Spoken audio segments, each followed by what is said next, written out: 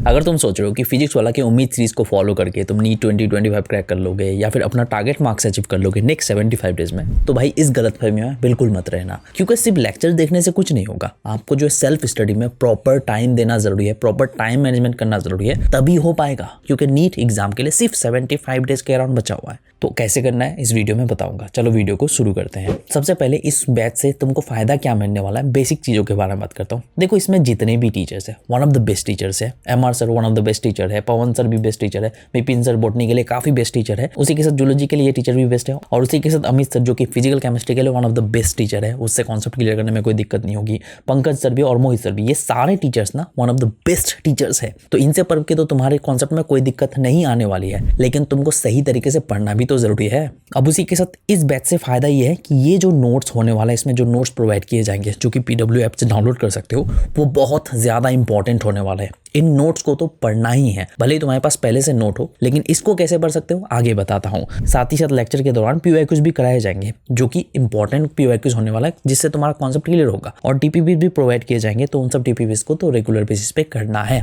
लेकिन इसके अलावा भी कुछ और चीजों का ध्यान रखना है। तो कुछ चीजें जो करना है, कुछ चीजें नहीं करना है। सबसे पहले लेक्चर तुमको एक दिन में एक चैप्टर बिल्कुल कंप्लीट नहीं करना है। यानी कि 6 घंटे का अगर लेक्चर होता है तो तुम कंटिन्यूअसली 6 घंटे का लेक्चर देख के एक चैप्टर को एक दिन में कंप्लीट गलती मत करना है ऐसा। क्योंकि देखो, एक दिन में अगर एक चैप्टर का पूरा कॉन्सेप्ट माइंड में ले लिया ना, तो उसका 80-90% तुमको समझ ही नहीं आएगा। तो इसलिए तुमको एक दिन में सिर्फ 2 घंटा या फिर 2.5 घंटे का लेक्चर देखना है, भले ही वो 6 घंटे का लेक्चर हो। आगे समझाता हूँ इसमें कैसे करना है। उसी के साथ कुछ चैप्टर्स जो तुमको स्किप करना पड़ सकता है, क्योंकि फिजिक्स के सारे चैप्टर्स तो कर नहीं सकते। अगर तुम जीरो में हो, फिजिक्स तुम्हारा बहुत वीक है, तो तुमको समझ नहीं आएगा। तो इसलिए तुमको कुछ चैप्टर्स स्किप करना होगा। तो उस टाइम के लिए दूसरे रिसोर्सेज का भी फॉलो करना होगा, तो एक्स्ट्रा कुछ सोर्सेज का भी फॉलो करना है। कौन से करना है आगे बताता हूँ। और सेल्फ स्टडी तुमको परफेक्ट तरीके से करना जरूरी है, रिविजन मिस नहीं करना है। क्वेश्चन प्रैक्टिस क्वालिटी वाले करना है, क्वांटिटी में करके कोई फायदा नहीं है। क्वालिटी क्वेश्चन प्रैक्टिस करना है, जिससे तुम्हारा कॉन्सेप्ट क्लियर हो। कम ही करो, बट कॉन्सेप्ट क्लियर होना चाहिए। और PYQs तुमको लास्ट 6 ईयर्स का ही करना है, यानी कि जब से NTA नीट कंडक्ट करा रहा है उनको पहले कर लोगे। अगर बेटर वे से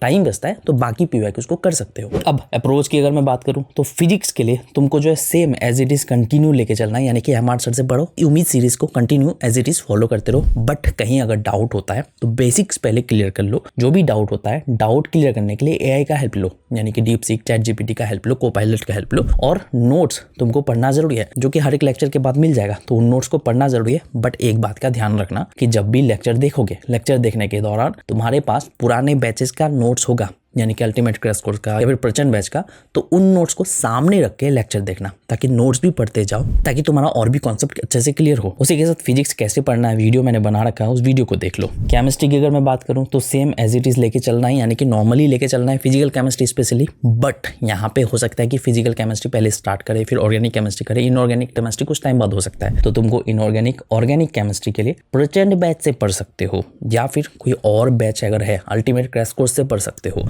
या फिर लास्ट ईयर वाले उम्मीद सीरीज से पढ़ सकते हो। यहाँ पे तुम्हारा कॉन्सेप्ट मेन है, कॉन्सेप्ट क्लियर करने के लिए पुराने बैचेस से पढ़ोगे ज्यादा बेटर रहेगा। अदरवाइज अगर तुम इसी के बेसिस पे चलना चाहते हो तो वैसे भी चल सकते हो। और नोट्स तुमको पुराने वाले भी हेल्प लेना है, और अभी जो नोट्स प्रोवाइड किए जाएंगे उसको तो पढ़ना ही है। बायोलॉजी की अगर मैं बात करूँ तो प्रचंड बैच जो कि लास्ट ईयर वाले है ना, उनसे पढ़ लो। उसमें विपिन सर के बोटनी क्लासेस कर सकते हो। जूलॉजी के भी जो टीचर है वो बेस्ट है। बायोलॉजी के लिए यहाँ पे टेंशन लेने की जरूरत नहीं। इस बैच से नहीं भी पढ़ोगे ना तो पुराने वाले बैच से पढ़ सकते हो, कोई दिक्कत नहीं है। और इस बैच को चाहो तो रिविजन के लिए यूज कर सकते हो, यानी कि तुम्हारा अगर बायोलॉजी कंप्लीट हो चुका है तो रिवीजन के लिए इस बैच के थ्रू पढ़ सकते हो। और DPPs जो सीट्स प्रोवाइड किए जाएंगे तीनों सब्जेक्ट से रिलेटेड, उसको प्रैक्टिस जरूर करना, इंपॉर्टेंट होते हैं वो क्वेश्चन। अब देखो, जो मैंने बोला लेक्चर रेगुलर बेसिस पे 2 घंटा करके ही देखना एक सब्जेक्ट का, ऐसे कैसे कर सकते हो।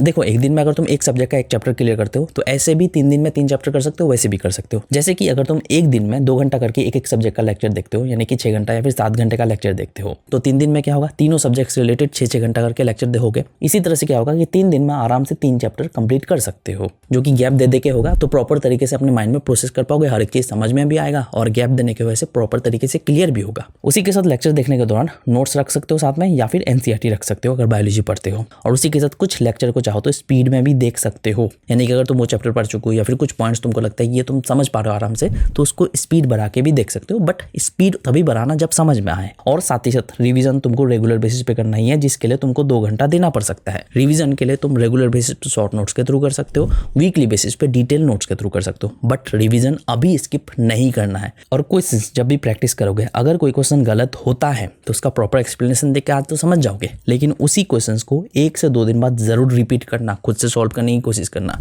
क्योंकि आज जो क्वेश्चन सॉल्व नहीं कर पाए 2 दिन बाद अगर कर पाते हो मतलब अच्छे से क्लियर हो जाएगा, फिर क्वेश्चन आएगा तो सॉल्व कर पाओगे। अब थोड़ा टाइम मैनेजमेंट का तरीका बता देता हूँ। देखो, क्विक रिवीजन के लिए ना अभी क्या कर सकते हो, कुछ छोटे छोटे सीट्स बना सकते हो, फॉर्मूला सीट्स बना लिए या फिर कुछ अदर इंपॉर्टेंट पॉइंट्स का सीट्स बना लिए, तो उन सबको ना कभी भी फ्री टाइम होता है 5 से 10 मिनट देके रिवाइज कर सकते हो। कभी भी फ्री टाइम, अभी बैठे हो उसको कभी भी उठा के रिवीजन करना स्टार्ट कर दोगे तो ये एक टाइम का सही यूटिलाइज होगा। और एनसीईआरटी तुमको जो है PYQ बेस्ड ज़्यादा पढ़ना है, यानी कि जिस टॉपिक से ऑलरेडी क्वेश्चंस आ चुके हैं उन सब टॉपिक को ज़्यादा प्रायोरिटी देना, उन सबको ज़्यादा पढ़ना, या फिर एनसीईआरटी लैंग्वेज लर्न वाले वीडियोस भी देख सकते हो। और नोट्स प्रॉपर तरीके से क्लियर करने के लिए कॉन्सेप्ट को जरूर पढ़ना, यानी कि लेक्चर देखने के बाद नोट्स को जरूर पढ़ लिया करना ताकि कॉन्सेप्ट क्लियर हो जाए। और रिकॉल जरूर कर लेना लेक्चर देखने के बाद ही, यानी कि लेक्चर में जो भी समझाया गया उन सब पॉइंट्स को 5 से 10 मिनट देके अपने माइंड में जरूर रिकॉल करना ताकि तुमको हर एक चीज क्लियर हो जाए। और रिवीजन के लिए एक नया चीज अप्लाई कर सकते हो, ऑडियो बेस्ड रिवीजन भी कर सकते हो, यानी कि यूट्यूब में रिवीजन वाले वीडियोस मिल जाएगा और TWS लगा के उसको प्ले कर दोगे। चाहे तुम सोने जाओ तो उस वक्त भी प्ले करके सोओगे, या फिर कुछ काम कर रहे हो तो तब भी प्ले करके TWS लगा के उसको सुनते जाओगे। इससे भले ही उतना फायदा ना हो, लेकिन सबकॉन्शियस माइंड में कुछ ना कुछ जाएगा, तो ये टाइम का सही यूज होगा। और स्टॉप वॉच रेडी करके जरूर क्वेश्चन प्रैक्टिस किया करना और स्टडी किया करना ताकि स्पीड तुम्हारा धीरे धीरे बढ़े, टाइम मैनेजमेंट प्रॉपर हो। अब उसी के साथ कुछ इंपॉर्टेंट चीज समझ लो। देखो, रेगुलर बेसिस पे भी तुमको 13 to 15 आवर्स स्टडी करना ही होगा। अगर नहीं आदत है तो हैबिट बनाओ, धीरे धीरे इंप्रूव करो, करना जरूरी है। सिटिंग आवर कैसे इंक्रीज करना दूसरे चैनल में बता दूंगा। उसी के साथ अभी माइंडसेट बना लो, रीजन क्लियर कर लो कि तुम्हें इतना अभी करना क्यों है। अब तक अगर तुम टाइम वेस्ट करते आ रहे हो तो अब टाइम वेस्ट बिल्कुल नहीं करना है। भले ही तुम जितना भी कर चुके हो, जो चला गया उसको बदल नहीं सकते, लेकिन अभी जो टाइम है वो तुम्हारे हाथ में, तो इसको बदल जरूर सकते हो। उसी के साथ चैलेंज, खुद के साथ हर रोज चैलेंज लो कि मुझे 100% हर रोज देना है, चाहे जैसे भी हो, जो भी हो, रिजल्ट आए ना आए, बट मैं 100% दूंगा। और सबसे ज्यादा जरूरी 75 डेज के लिए या फिर जितने भी डेज है आइसोलेट हो जाओ भाई, दुनियादारी ये सब कुछ भूल जाओ, सोशल मीडिया वगैरह सब कुछ हटा दो। बस क्या रखना है माइंड में कि मुझे 75 डेज में नीट में इतना मार्क्स लाना है, जो भी तुम्हारा टारगेट है। और उसी के साथ डेली टारगेट सेट करो, डेली टारगेट को इंप्रूव करने की कोशिश करो, डेली टारगेट को बढ़ाओ और खुद को बेटर करने की कोशिश करो। उसी के साथ बता दूं, टाइम टेबल के लिए प्रॉपर एक वीडियो आएगा, उसको देख लेना। और उसी के साथ अगर तुम्हारा सिलेबस ऑलमोस्ट कंप्लीट हो चुका है तो उम्मीद सीरीज के थ्रू कैसे रिवीजन कर सकते हो उसके लिए वीडियो चाहते हो तो कमेंट सेक्शन में बोल सकते हो, वीडियो बना के अपलोड कर दूंगा। तो यहाँ पे शेड्यूल का ना थोड़ा एग्जांपल दे देता हूँ। देखो, लेक्चर रेगुलर बेसिस पे 7 घंटा तो देना ही है, जिसमें से 2-2.5 घंटा करके एक सब्जेक्ट का लेक्चर दोगे।